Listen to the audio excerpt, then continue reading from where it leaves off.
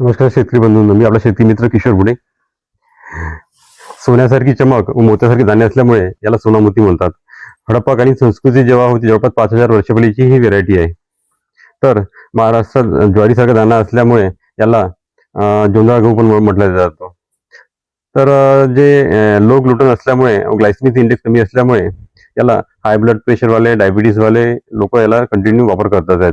Folic ॲसिडचे प्रमाण याच्यात भरपूर असल्यामुळे रेड सेल्स फॉर्म्युलेशनसाठी पण याचा उपयोग होतो आणि याच्या म्हणजे पुरणपोळ्या एकदम छान बनतात, पोळ्या एकदम नरम बनतात त्याचा.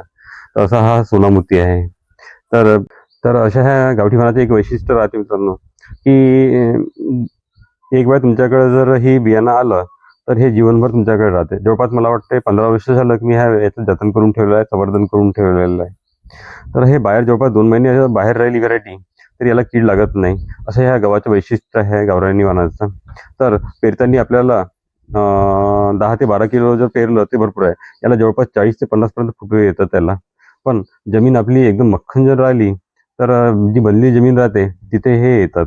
सेंद्रिय पद्धतीने जर आपण याला पिकवलं आपण तर ह्या गव्हाला 7 ते 8 क्विंटल आरामशीर उतारा येतो आणि याला भाव पण जवळपास बरा राहतो. तर तुम्ही पण हे जे आपण बीज संकलन संवर्धन जे केलेलं आहे मित्रांनो, तर तुम्ही पण या गोष्टी करून पहा आणि सेंद्रिय शेतीची कास धरा. धन्यवाद मित्रांनो.